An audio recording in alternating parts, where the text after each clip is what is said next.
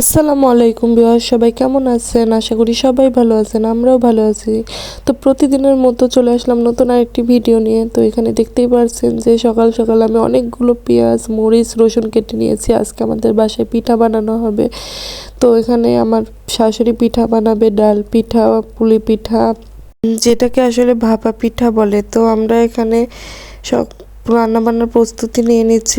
আমার শাশুড়ি হচ্ছে ডাল পিঠা বানানোর জন্য প্রথমে কড়াইয়ে তেল দিয়ে নিল, তারপরে পেঁয়াজ, মরিচ, রসুন, গরম মশলা সব কিছু দিয়ে ভালোভাবে নাড়াচাড়া করে ভেজে নিচ্ছিল। মশলাটা ভাজার পরে এখানে আবার দারচিনি দিয়ে দিল কয়েকটা। তো এই পিঠাটা আমাদের সবারই খেতে অনেক ভালো লাগে। তো এর ভিতরে আবার দিয়ে দিল একটু লবণ, পরিমাণ মতো লবণ। আমি আসলে পরিমাণটা বলছি না, কারণ অনেকগুলো ছিল তো এখানে আমি আসলে ওইভাবে খেয়াল করিনি। তারপরে যেখানে হলুদ দিয়ে দিল, তারপরে একটু রসুন ভালোভাবে একটু ছেঁচে নিল যাতে ভালোভাবে রসুনের ফ্লেভারটা ওর ভিতরে যায়।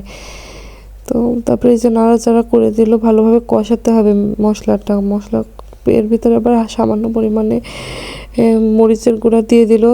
তারপরে যে ডাল যতটুকু পরিমাণে লাগে, পিঠা আজকে অনেকগুলোই বানানো হবে, তো প্রায় হাফ কেজির বেশি হবে ডাল নিয়ে ভেতরে নাড়াচাড়া করে দিচ্ছে। ভালোভাবে কষানোর পরে এখানে হচ্ছে পরিমাণ মতো পানি দিয়ে দিতে হবে। আমি আসলে ভিডিওটা ফাস্ট করে দিয়েছি, এখানে কিন্তু অনেকক্ষণ ধরে ডালটাকে কষানো হয়েছে।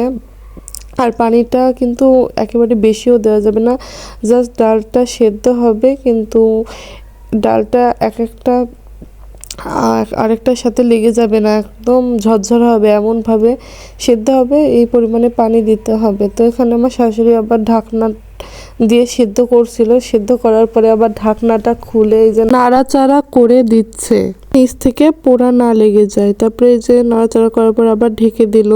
তো ডালটা প্রায় সিদ্ধ হয়ে গিয়েছে। তো জাহিন আবার লাস্টে এসে একটু দেখলো, চেক করে যে ডালটা আসলে হয়ে গিয়েছে কিনা। তো নাড়াচাড়া করে দেখলো যে সিদ্ধ হয়ে গিয়েছে। তো আবার ওকে নামাতে বললাম, ও আবার কড়াইটা নামানোর পরে বললো যে আসো আমরা টেস্ট করি। তো একটা চামচ নিয়ে আসলো, চামচ নিয়ে এসে হচ্ছে এক চামচ ডাল অল্প একটুই তুলে হচ্ছে সবাইকে দিয়ে টেস্ট করাচ্ছিল। প্রথমে নোমানকে দিল, বললো যে ভাই একটু টেস্ট করে দেখো কেমন হয়েছে। তো ও খেয়ে বললো যে অনেক মজা হয়েছে। তো এরপরে ও আবার আমার কাছে নিয়ে এসে দিচ্ছিল যে মেওয়াপু তুমি একটু টেস্ট করো। তো আমি একটু টেস্ট করে দিলাম, আসলে মজা হয়েছিল। তো এখানে আমি আবার মাংসের জন্য আলু কেটে নিচ্ছিলাম, আমার শাশুড়ি এখন মাংস রান্না করবে। তো মাংস রান্না করার জন্য প্রথমে সব বাটা মশলাগুলো দিয়ে দিল, তারপরে মাংসটা দিল। আজকে নতুন আলু দিয়ে মাংস রান্না করা হবে। আমি আসলে আপনাদের সাথে রেসিপি শেয়ার করতে যাচ্ছি না, আমার শাশুড়ি যেভাবে রান্না করে আপনাদেরকে সেভাবে ভিডিও করে দেখাচ্ছি।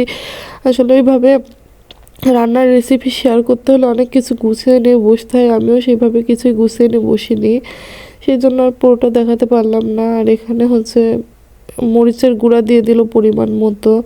মরিচের গুঁড়া দিয়ে ভালোভাবে মাংসটা কষাতে হবে যতটা পারা যায়। আসলে কষানোর মধ্যেই আসল টেস্টটা পাওয়া যায়, আমার কাছে তাই মনে হয়।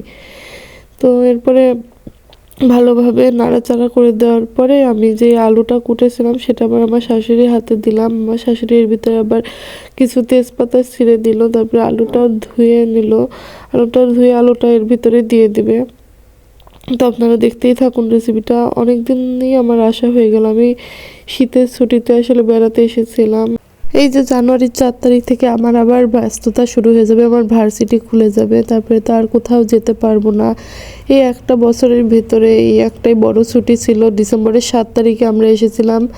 তো প্রায় 1 মাস ছুটি কাটিয়ে যে কালকে বাসায় চলে যাব। তো এই জন্যই আসলে আয়োজনটা করা হচ্ছে আমাদের জন্য। অনেক পিঠা বানানো হবে, তো ভালোই মজা করেছি কয়েকদিন, অনেক জায়গায় ঘুরেছি। আমার নানা শ্বশুর বাড়িতে গিয়েছিলাম, তারপরে এর ভিতরে আবার আমার মায়ের কাছে যেও 4-5 দিন থাকা হয়েছিল। তো দীর্ঘ সময় কাটানোর পরে আমি এই যে আসলে বাসায় বসে আপনাদের সাথে ভয়েসটা দিচ্ছিলাম, আর আমার মনটা অনেক খারাপ হয়ে গিয়েছে। বাড়ির থেকে এসে কিছুই ভালো লাগছে না। আমি বর্তমানে বাসায় চলে এসেছি, এটা আমার গতকালকের ভিডিও। তো আপনারা দেখতেই থাকুন। এর ভিতরে আবার আমার শাশুড়ি কিছু কাঁচা মরিচ আর রসুন দিয়ে দিবে আস্ত, এটা দিলে ফ্লেভারটা ভালো আসে। আর এখানে আমার হাজব্যান্ড নারকেল নিয়ে বসেছে নারকেল ভাঙার জন্য, পিঠা তৈরি করার জন্য নারকেল ভাঙছে। তো বেচারার অনেক কষ্ট হয়েছে এই একটা নারকেল ভাঙতে গিয়ে। তো এত কষ্ট করে নারকেলটা ভেঙেও কোনো লাভ হয়নি, কারণ আপনারা একটু পরে দেখতে পারবেন যে আসলে নারকেলটা কেমন ছিল। তো এই নারকেল দিয়ে আমরা ভাবছিলাম যে হালুয়া, যেই ভাপা পিঠাটা হবে তার ভিতরে দিব, তো নারকেলটা আসলে আমাদের কপালে ছিল না। তো এই যে নারকেলটাও ছুলছে, ও হচ্ছে অনেকক্ষণ ধরেই টাইম নিয়েছিল একটা নারকেল ভাঙতে। তো এটা নিয়ে আমরা সবাই হাসাহাসি করছিলাম যে তুমি কোনো কিছুই পারো না। তো তারপরে ও সুন্দর করে নারকেলটা ভেঙেছিল, এই যে কি সুন্দর করে পরিষ্কার করলো, কিন্তু কোনোই লাভ হয়নি। তো ওর হাত থেকে একটু পরেই আবার জাহিন নারকেলটা নিয়ে এসেছিল, যে বলছিল যে তুমি করো না, আমি হচ্ছে ভাঙবো নারকেলটা। তো এই যে জাহিন আবার হাতে নারকেলটা নিয়ে নিল, নিয়ে এই যে ভাঙবে। ভেঙে দেখুন নারকেলের ভিতরে কি অবস্থা, একদম একটু নারকেলটা ভাঙালো নেই, কিন্তু বাইরে থেকে মনে হচ্ছে কি সুন্দর, তাই না? আমাদের আসলে ভাগ্যটাই খারাপ। তো এই যে পানিটাই ছিল পচা, এই যে নারকেলটা বের করে দেখুন যে ভিতরে কি অবস্থা, অনেক দিনের আগেকার নারকেল তো এই জন্য এই অবস্থা। তো পরে হচ্ছে নারকেলটা আমরা আবার হচ্ছে ফেলে দিলাম। এরপর পিঠা বানানোর জন্য 1 হাঁড়ি পানি বসিয়ে দেওয়া হলো। এখানে আটা সিদ্ধ করা হবে, চালের গুঁড়াও নিয়ে এসেছি। তো অনেকগুলো চালের গুঁড়া নিয়ে আসা হয়েছিল। আর এখানে নোমান একটু জাহিনের সাথে আর কি করছিল, জাহিনকে বলছিল যে পেয়ারা হাসি করগম এমনিতে ওকে জাহিন পেয়ারা পারত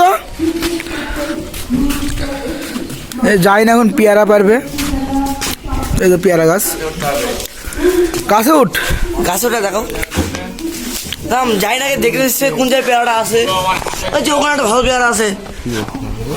হ্যাঁ পেয়ারা পাঠবে জাহিন এখন। না আব্বু তাকালে সমস্যা কি?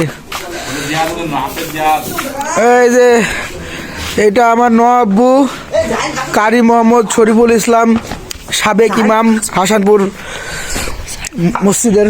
ও জাহিন গাছে উঠেছে।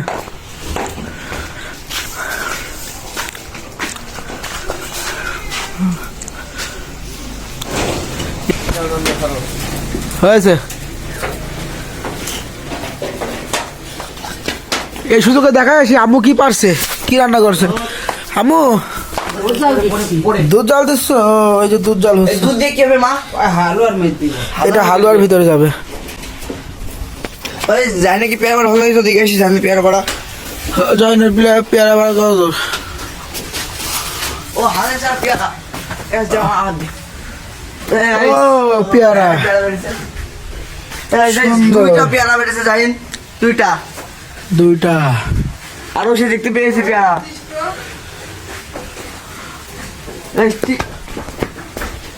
কিন্তু পেয়ারা তিনটা পেয়ারা। তো ভিউয়ার্স দেখলেন যে জাহিন অনেকগুলো পেয়ারা পেরেছে, ইতিমধ্যেই ও প্রায় 15-20টা মতো পেয়ারা গাছ থেকে পেরেছে। আর পেয়ারা গাছটিও অনেক বড়, আর পেয়ারাগুলো অনেক মিষ্টি হয়। আমার ঘরের সামনে এই পেয়ারা গাছটি, তো দেখতে অনেক ভালো লাগে। তো ভিউয়ার্স আজকের ভিডিওটি এ পর্যন্তই। আমার এই ভিডিওটির পার্ট 2 আসবে, কারণ একটা ভিডিওতেই সব কিছু শেয়ার করলে অনেক বড় একটা লং ভিডিও হবে। এই জন্য এই ভিডিওটির আরেকটা পার্ট নিয়ে আসবো। তো আপনারা সবাই ভালো থাকবেন, আমাদের জন্য দোয়া করবেন, আমার চ্যানেলটিকে সাবস্ক্রাইব করবেন, লাইক কমেন্ট শেয়ার করবেন। আল্লাহ হাফেজ।